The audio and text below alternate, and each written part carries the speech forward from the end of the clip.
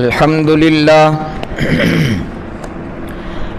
لله وحده والصلاة والسلام على من لا نبي بعده أما بعد فأعوذ بالله من الشيطان الرجيم بسم الله الرحمن الرحيم وإذا سألك عبادي عني فإني قريب أجيب دعوة الداع إذا دعاني فليستجيبوا لي وليؤمنوا بي لعلهم يرشدون وقال النبي صلى الله تعالى عليه وسلم الدعاء هو العبادة أو كما قال رسول الله صلى الله عليه وسلم درود شریف پڑھو یا رب صلی وسلم یا رب صلی وسلم دائما ابدا علی حبیبک خیر الخلق کلہم۔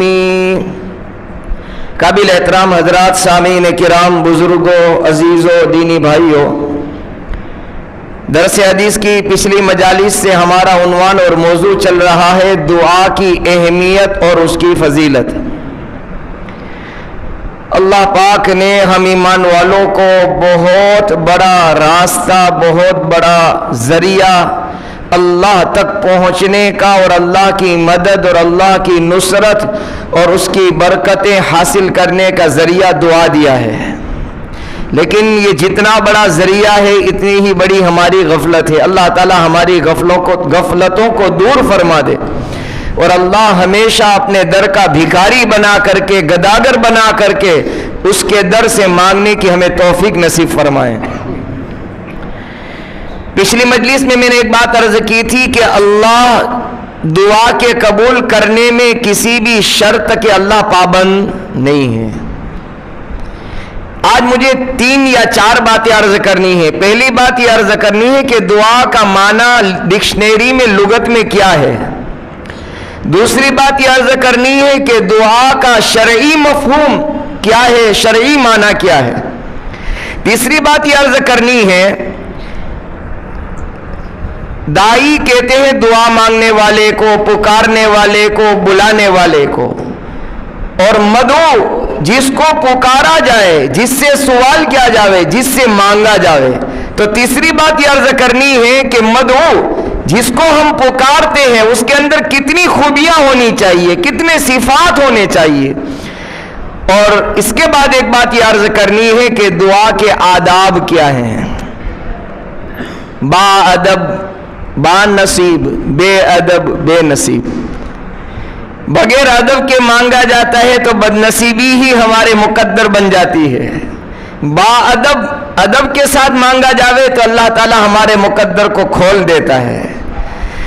سب سے پہلی بات یہ ہے کہ دعا کا معنی ڈکشنری میں لغت میں لکھا ہے، 5 معنی لکھے ہیں۔ پہلا معنی لکھا ہے دعا کا سوال کرنا، دوسرا معنی لکھا ہے کسی کو پکارنا، کسی کو بلانا، تیسرا معنی لکھا ہے کہ کسی کو رغبت دلانا، ترغیب دلانا، شوق دلانا، چوتھا معنی لکھا ہے لغت میں دعا کا معنی ہے طلب کرنا، اور 5واں معنی لکھا ہے دعا کا عبادت۔ اسی کو نبی اکرم صلی اللہ علیہ وسلم نے فرمایا الدعاء هو العبادہ، کہ دعا تو عبادت کا نام ہے، یعنی دعا عبادت ہے۔ شرعی مفہوم، شریعت میں اس کا معنی کیا ہے؟ تو علماء کے بہت سارے اقوال ہیں، ایک قول نقل کرتا ہوں۔ بخاری شریف کی شرح لکھی ہے حافظ ابن حجر اسقلانی رحمت اللہ تعالی علیہ نے، انہوں نے لکھا ہے الدعاء هو اظہار غایت التذلل والافتقار الی اللہ تعالی والاستکانۃ لہ۔ کیا معنی؟ دعا کا شرعی معنی یہ ہے کہ اللہ کے حضور، اللہ کی بارگاہ میں نہایت عاجزی اور انکساری کے ساتھ اپنی محتاجگی کا اظہار کرنا۔ اللہ کے دربار میں نہایت عاجزی اور انکساری کے ساتھ اپنی محتاجگی کا اظہار کرنا کہ اللہ میں محتاج ہوں، اپنی ضرورت پیش کرنے میں نہایت عاجزی بھی ہو، انکساری بھی ہو، اس کا نام ہے دعا۔ اب جس کو پکارا جاوے، جس کو بلایا جاوے، جس سے سوال کیا جاوے، جس سے طلب کیا جاوے، جس سے مانگا جاوے، اس میں کتنی صفات، کتنی خوبیاں ہونی چاہیے؟ تو علماء نے لکھا ہے کہ 7 خوبیاں ہونی چاہیے۔ بہت دھیان سے آپ اس کو توجہ سے سنیں گے، آپ کے بہت سارے مسئلے اللہ حل کر دے گا۔ جس کو پکارنا چاہیے، جس کو بلانا چاہیے، جس سے مانگنا چاہیے، آج امت اس سے مانگنے سے دور ہو گئی۔ کہاں کہاں ہم مانگتے پھرتے ہیں۔ یہ 7 مسئلے آپ سمجھ لیں گے نا، بہت سارے اشکالات آپ کے دور ہو جائیں گے انشاءاللہ خود بخود۔ پہلا مسئلہ یہ ہے کہ جس کو پکارا جاوے، جس کو بلایا جاوے، اس کے اندر پہلی خوبی تو کہ الوجود، پہلی خوبی کیا ہونی چاہیے؟ الوجود۔ کیا معنی؟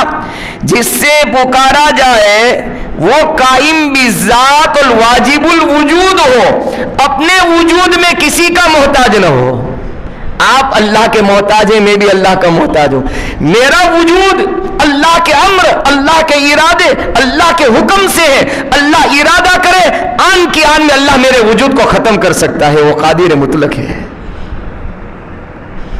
ہماری کوئی حیثیت نہیں ہے، ہمارا کوئی وجود نہیں ہے۔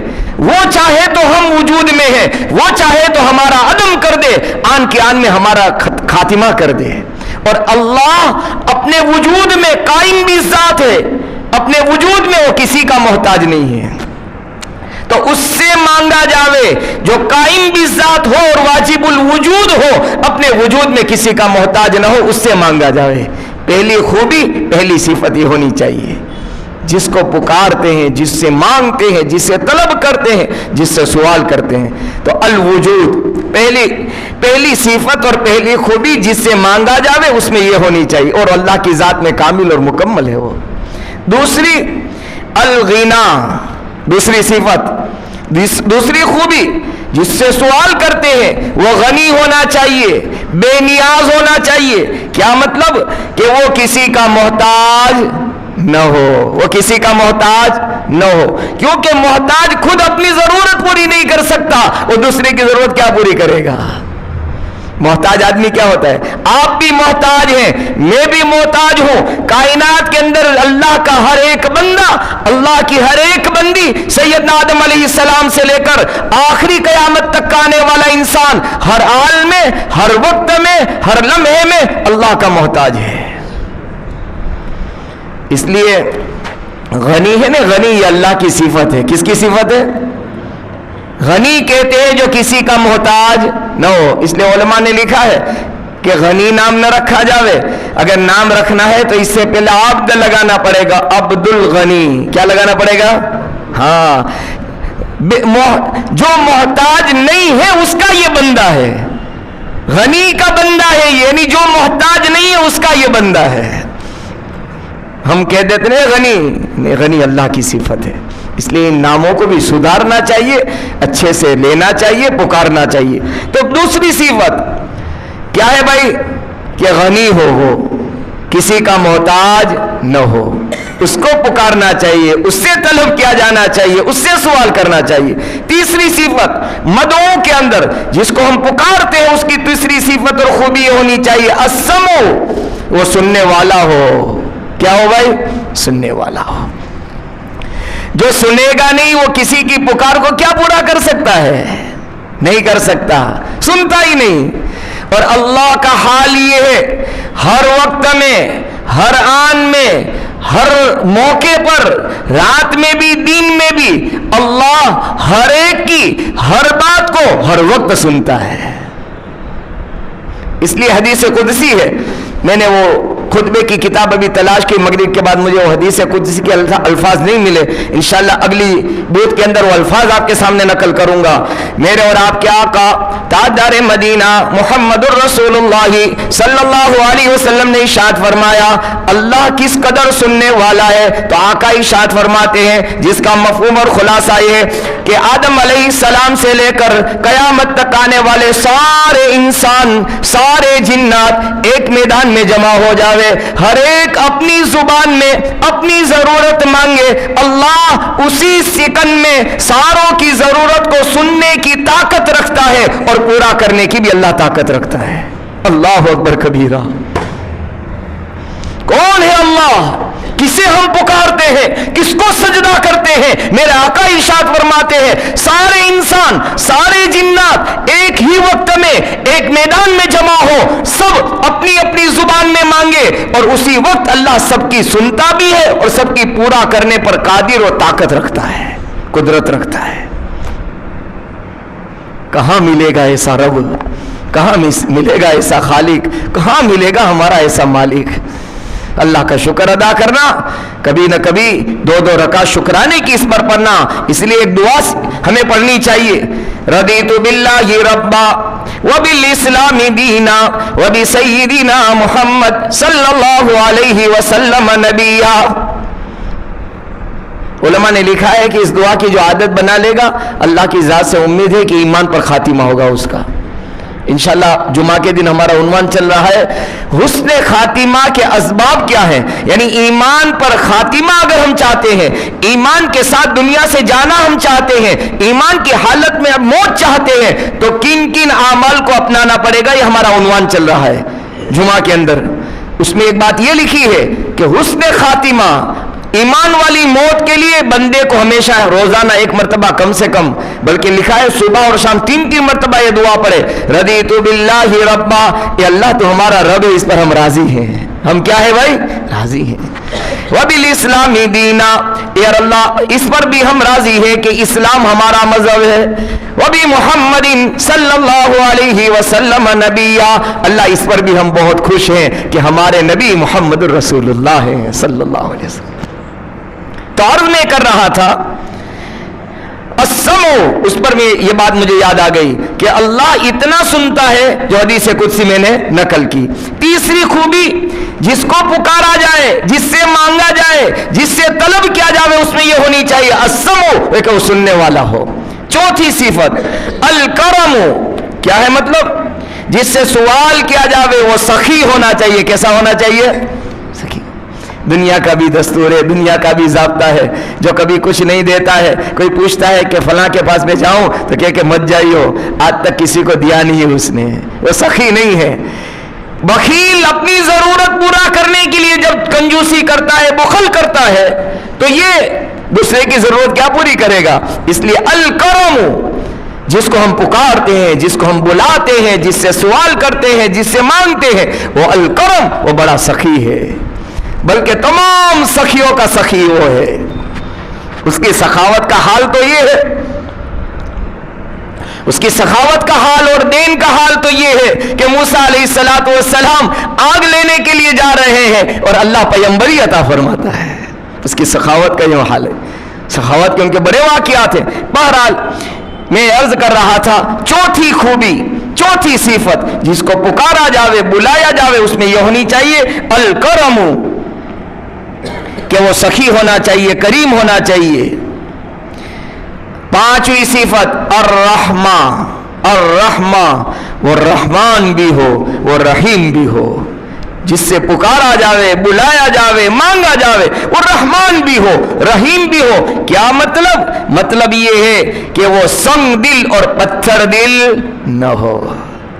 और अल्लाह का तो क्या कहना, अल्लाह का तो क्या कहना। उलमा ने एक वाकया लिखा है, एक बुत की पूजा करने वाला, पत्थर को पूजने वाला, या सनम, या सनम, सनम पत्थर को कहते हैं, यूं कहने वाला या सनम, या सनम, या सनम। झोंका लगा, नींद आई और झोंका ऐसा लगा कि गलती से कह दिया या समद। समद अल्लाह की सिफत है, बेनियाज जात, बेनियाज, किसी की जरूरत ना हो, वो अल्लाह की जात है। कुल हुवल्लाहु अहद अल्लाहुस समद, उसमें अल्लाह का ये नाम है समद, کیا کہا؟ یا سمد، صنم کی جگہ سمد پڑھ دیا تو اللہ نے جواب دے دیا لبیک یا عبدی، لبیک یا عبدی، اے میرے بندے تجھے کیا چاہیے؟ فرشتوں نے کہا الہ العالمین، یہ تو بت کو پکار رہا ہے، پتھر کو پوج رہا ہے، اس سے مدد مانگ رہا ہے۔ کہا کہ وہ کسی کو بھی پکارتا ہو، میں تو انتظار کر رہا تھا وہ مجھے کب پکارے گا، ہے وہ مجھے کب پکارے گا۔ آج اس نے پکارا، جان کر پکارا تو بھی کیا، انجان میں پکارا تو بھی کیا، اور ارادے کے ساتھ پکارا تو بھی کیا، بغیر ارادے کے پکارا تو بھی کیا۔ میں تو اپنے بندے کی پکار کا انتظار کرتا ہوں۔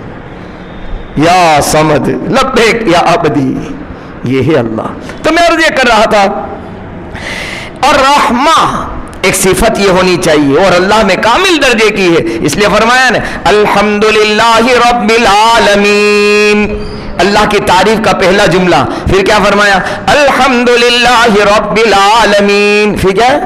الرحمن الرحیم، وہ رحمان بھی وہی ہے اور رحیم بھی وہ ہے۔ دوسری صفت اللہ نے قرآن کے پہلے پارے پہلی سورت کے اندر دوسری آیت میں فرمائی۔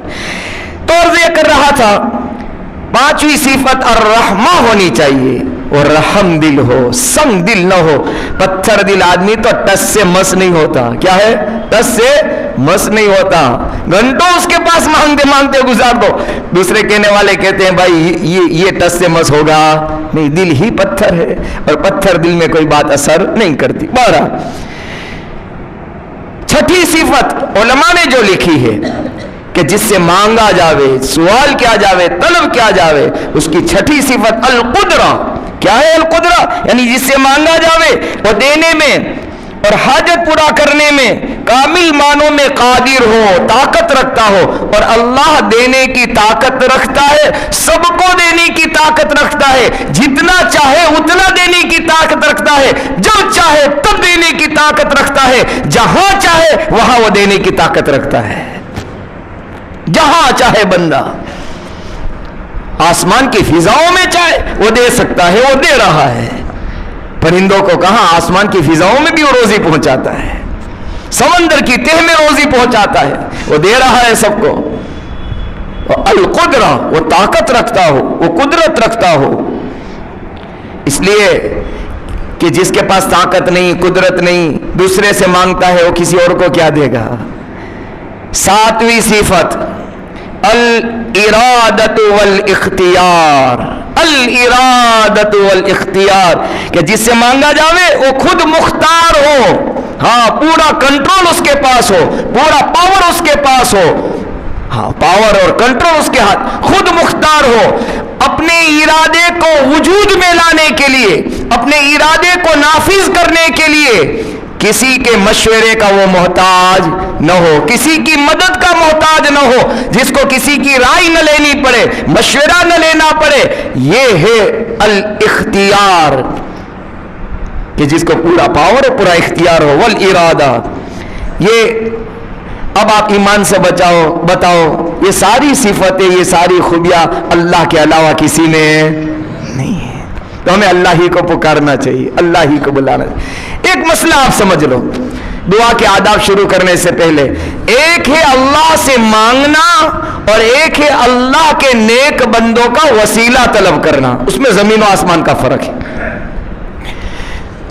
اہل سنت و جماعت کا عقیدہ یہ ہے، اللہ سے مانگنے میں ہم توسل کے قائل ہیں، اللہ کے نیک بندوں کا، یہ حدیث سے اس کی روایت ملتی ہے، انشاءاللہ میں آگے عرض کروں گا۔ ایک روایت آتی ہے کہ نبی اکرم صلی اللہ علیہ وسلم کے زمانے میں اللہ کے نبی اللہ سے بارش مانگتے تھے۔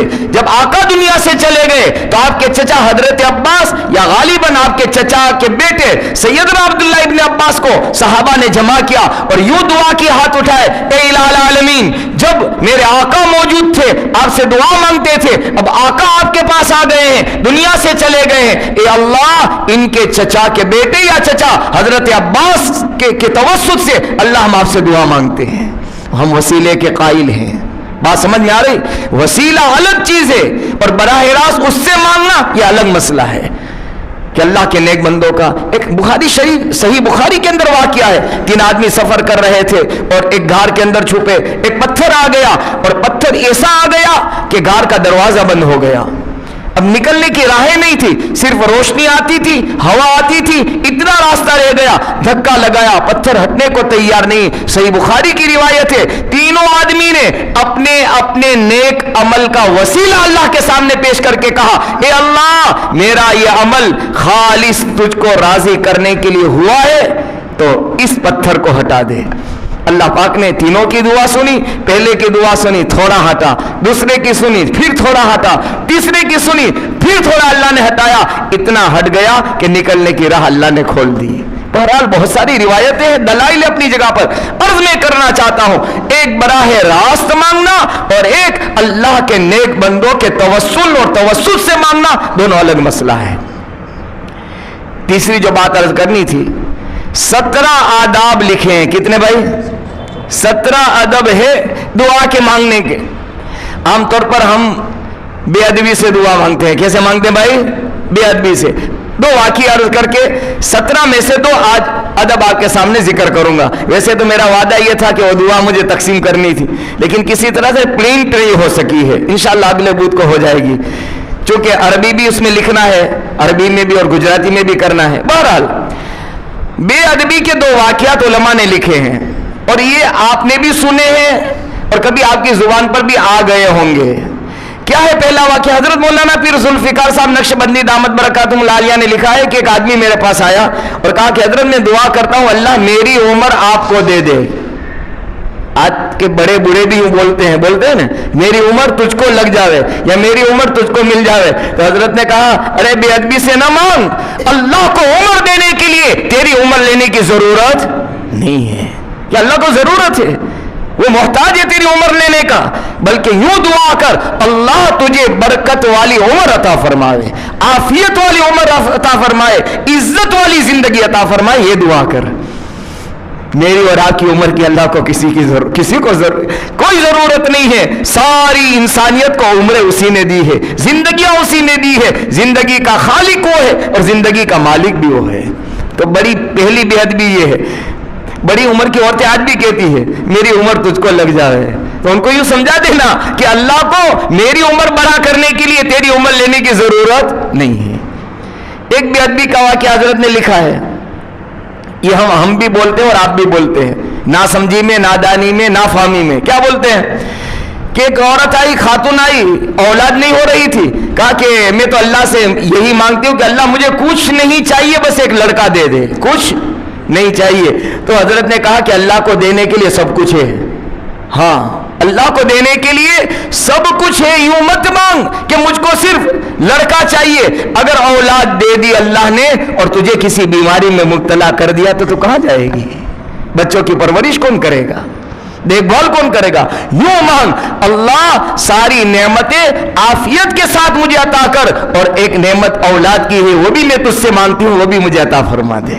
تو بے ادبی کے 2 میں نے آپ کو سیمپل ایگزامپل مثالیں دی کہ اس طرح سے ہم بے ادبی سے مانگا کرتے، نہیں مانگنا چاہیے۔ ادب کیا ہے؟ تو پہلا ادب علماء نے لکھا ہے کہ دعا با وضو کی جاوے۔ کیسے کی جاوے بھائی؟ ہاں وضو کے ساتھ۔ روایت میں آتا ہے ہمارے اور آپ کے آقا محمد الرسول اللہ صلی اللہ علیہ وسلم ایک جنگ حنین کے لیے تشریف لے گئے۔ اس جنگ میں اللہ نے آپ کو فتح، کامیابی عطا فرمائی۔ پھر فوراً دوسری جنگ پیش آئی، جنگ اوتاس۔ ایک قبیلہ تھا اوتاس نامی، اس سے مقابلہ کرنا تھا۔ دریدہ بن سمہ اس قبیلے کا سردار تھا۔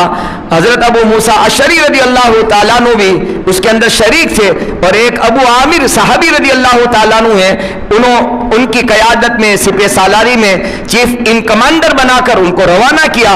سیدنا ابو موسیٰ اشعری رضی اللہ تعالیٰ عنہ فرماتے ہیں کہ یہ جنگ میں ہم کامیاب ہوئے۔ دریدہ بن سمہ جو قبیلہ اوتاس کا سردار تھا وہ مارا گیا، اور ان کے ساتھی بھاگ گئے، شکست کھا گئے، اور ہم نے جنگ کو جیت لیا۔ لیکن ہمارے جو سردار ابو عامر تھے رضی اللہ تعالیٰ عنہ، ہمارے کمانڈر جو تھے، ان کے پیروں میں ایک زبردست تیر ایسا لگا جو نکل نہیں رہا تھا۔ بڑی کوشش کے بعد ہم نے نکالا، لیکن نکلتے ہی خون کے فوارے بہنے لگے، خون بہت زیادہ تعداد میں بہنے لگا۔ تو ابو عامر رضی اللہ تعالیٰ عنہ نے سیدنا ابو موسیٰ اشعری رضی اللہ تعالیٰ عنہ سے فرمایا ابو موسیٰ جاؤ میرے آقا محمد الرسول اللہ صلی اللہ علیہ وسلم کی خدمت میں میرا سلام پیش کر میرے لیے دعا کراؤ۔ ابو موسیٰ اشعری رضی اللہ تعالیٰ عنہ فرماتے ہیں میں فوراً حاضر خدمت ہوا آپ تشریف فرماتے، سلام کے بعد میں نے کہا ابو عامر نے سلام عرض کیا ہے اور اس حال میں ہے اور دعا کی درخواست کی ہے۔ سیدنا ابو موسیٰ اشعری رضی اللہ تعالیٰ عنہ فرماتے ہیں یہ سن کر آپ نے کہا پانی لے آؤ۔ کیا کہا بھائی؟ پانی لے آؤ۔ سب سے پہلے آپ نے وضو کیا، وضو کرنے کے بعد آپ نے ہاتھ اٹھائے اور کہا اللہم اغفر لعبید ابو عامر، اے اللہ عبید یعنی ابو عامر کی مغفرت فرما۔ اس حدیث سے علماء نے استدلال یہ کیا ہے کہ میرے اور آپ کے نبی محمد الرسول اللہ صلی اللہ علیہ وسلم چاہتے اسی وقت ہاتھ اٹھا دیتے، لیکن آپ نے پہلے وضو کیا۔ تو دعا اللہ سے مانگے تو با وضو مانگے۔ دوسرا یہ ہے قبلے کی طرف منہ کر کے دعا مانگے، قبلہ رو ہو کر دعا مانگے۔ اس کی دو واقعے لکھے ہیں۔ پہلا واقعہ یہ ہے کہ آپ نے جب حج کے موقع سے جمرہ اولا پر کنکریاں ماری، کنکریاں مارنے کے بعد صحابی رضی اللہ تعالیٰ عنہ زید انصاری ایک صحابی ہیں، وہ فرماتے ہیں آپ نے کنکریاں مارنے کے بعد قبلے کی طرف منہ کر کے آپ نے دعا مانگی، قبلہ رو۔ یہ پہلی روایت۔ دوسرا یہ ہے ایک صحابی فرماتے ہیں جب مدینے کے اندر قحط پڑا، دشکار ہوا، تو آپ باہر گئے بستی سے، صلاۃ استسقاء یعنی بارش طلب کرنے کی آپ نے نماز پڑھی، دعا مانگی، قبلے کی طرف ہو کر آپ نے دعا مانگی۔ اس سے یہ دو ادب معلوم ہوئے کہ جب ہم دعا کریں تو باوضو کریں اور قبلہ رو بیٹھ کر دعا کریں۔ پھر سے میں عرض کرتا ہوں اللہ کسی شرط کا محتاج نہیں ہے، لیکن جتنی ادب کے ساتھ مانگی جائے گی انشاءاللہ اللہ کی بہت زیادہ جلدی قبول ہوگی۔ 17 ادب ہے، کتنے بھائی؟ 17۔ اس میں سے 2 میں نے گنوا دیے، آئندہ انشاءاللہ دعا کے آداب اگلی مجلسوں میں عرض کیے جائیں گے۔ اللہ تعالیٰ آج کی اور اس سے پہلے کی اور ہونے والی آئندہ مجلسوں کی اللہ تعالیٰ اپنے بارگاہ میں اس کو قبول فرما لے۔ اللہ تعالیٰ ہمیں دعا مانگنے کی توفیق عطا فرمائے۔ ایک بات یاد رکھنا، جب تک توفیق نہیں ملتی آدمی ہاتھ اٹھا نہیں سکتا۔ 1000 محنتیں کر لو آپ، 1000 تقریریں سن لو، 1000 وعظ سن لو، جب تک وہاں سے توفیق کا ارادہ اور امر حکم نہ ہو بندہ کبھی دعا نہیں مانگ سکتا۔ اس لیے حضرت مولانا ایک قریب ہمارے موجودہ زمانے کے بہت بڑے عالم دین ہیں، وہ اپنی تقریر میں ان کا ایک جملہ میں نے پڑھا کہ جب نیک کام کی توفیق اللہ کی طرف سے جب بھی ملے فوراً اس کا استعمال کر لو، پتہ نہیں یہ توفیق اللہ واپس کب کھینچ لے۔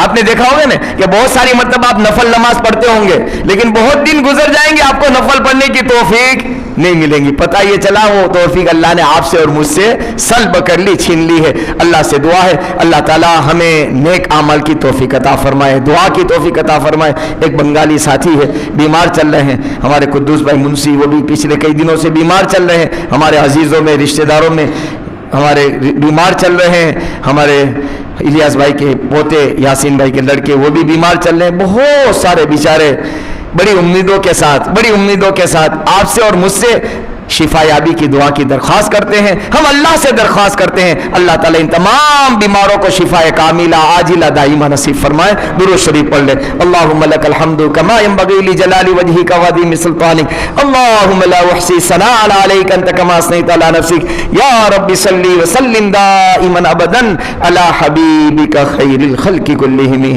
مولا ہمیں تو معافی چاہتے ہیں، ہم تو معافی چاہتے ہیں، معافی کے طلبگار ہیں۔ آپ معاف کر دیا آپ نے اور آپ راضی ہو گئے، ہماری دنیا بھی بن گئی، ہماری آخرت بھی سنور گئی۔ موت سے پہلے ساری انسانیت کے لیے معافی کا فیصلہ فرما لینا، ہمارے گناہوں پر معافی کا قلم پھیر دینا۔ اللہ آپ کو تو کوئی پوچھنے والا نہیں ہے، آپ تو قادر مطلق ہیں، واجب الوجود ہے، قائم بالذات ہیں۔ یا اللہ آپ کے تو اچھے اچھے صفات اور خوبیاں ہیں۔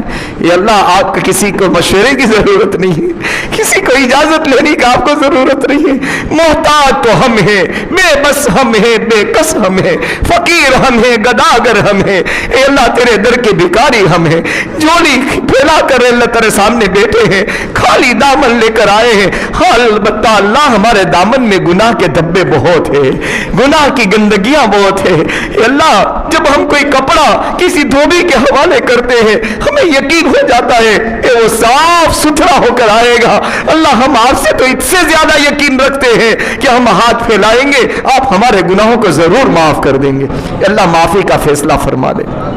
بیماروں کو شفا عطا فرما دے, مقروض کو قرضوں سے چھٹکارا عطا فرما دے, قیدیوں کو رہائی دے دے, غلط کیسوں میں پھنسے باعزت بری فرما دے. جگہ جگہ اللہ ایمان والے حالات میں ہیں, اللہ ان کے احوال کو درست فرما دے. امتحان و آزمائش کی گھڑیوں سے ایمان والوں کو نکال دے. ہماری جان مال عزت آبرو ایمان عمل کی حفاظت فرما لے. اے اللہ آج تک کی ضرورت آپ ہی نے پوری کی ہے, آئندہ آپ ہی پوری کرنے والے ہیں. ہماری ضرورتیں دنیا میں پیش آئے آخرت میں آ جاوے, اپنے خزانے سے ہماری ضرورت کو پورا فرما دے. اے اللہ اس بستی کے قبرستانوں میں, ہمارے رشتہ داروں میں, دور اور قریب کے اعزاء اقارب میں, اللہ جو تیرے دربار میں سو چکے ہیں, کسی کی والدہ, کسی کے والد, کسی کے دونوں, اللہ سب سو گئے, ہمیشہ کی نیند سو گئے. جب آپ اٹھائیں گے قیامت میں وہ اٹھیں گے, اس وقت اللہ سب سو رہے ہیں. اللہ ان کی قبروں میں نور کی بارش فرما دے, قبروں کو کشادہ فرما دے, جنت کا باغ بنا دے, اپنی رحمت کے چادر میں انہیں چھپا لے. اے اللہ جنت الفردوس میں اعلیٰ مقام عطا فرما دے. ہماری دعاؤں کو اپنے فضل اپنے کرم ہمارے آقا محمد الرسول اللہ صلی اللہ علیہ وسلم کے صدقے طفیل میں قبول فرما لے. وصلی اللہ تعالی علی رسول خیر خلقہ سیدنا محمد وعلی آلہ وصحبہ اجمعین برحمتک یا ارحم الراحمین.